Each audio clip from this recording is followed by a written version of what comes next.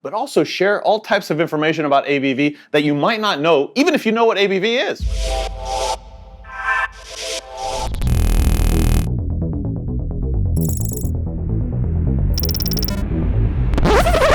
Yo, welcome back to Urban Street 420.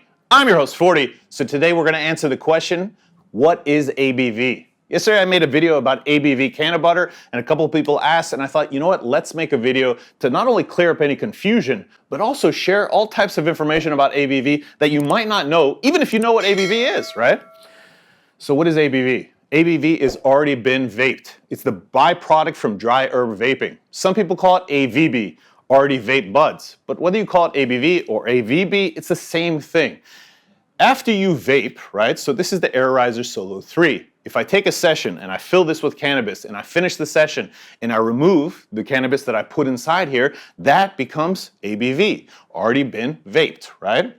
In the process of vaporizing the cannabis, you are going to decarboxylate the cannabis. So this ABV is decarboxylated, meaning I can take this and put it on a peanut butter and jelly sandwich and eat the peanut butter and jelly sandwich and it will get me high, right? You do not have to decarb ABV. That's number one.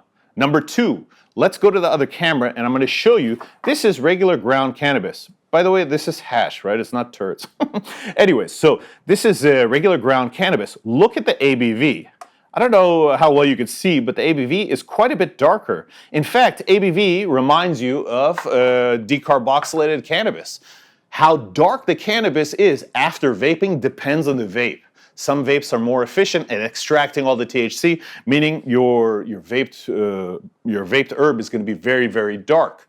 Some vaporizers will leave it very light yellowish brown. That means there's probably a lot more THC left in it. How much THC is left in ABV?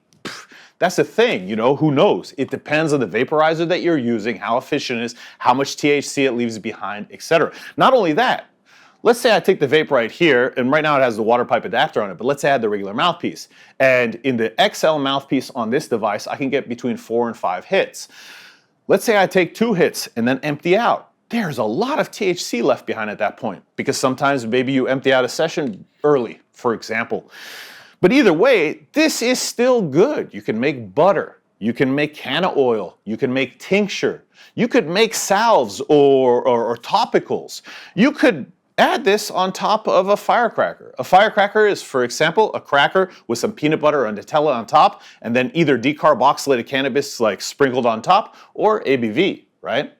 So the takeaway here is ABV is still good, and yeah.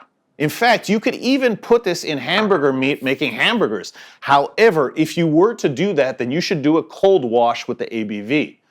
You're probably asking yourself, what's a cold wash? A cold wash is a water wash to remove the funky taste of ABV.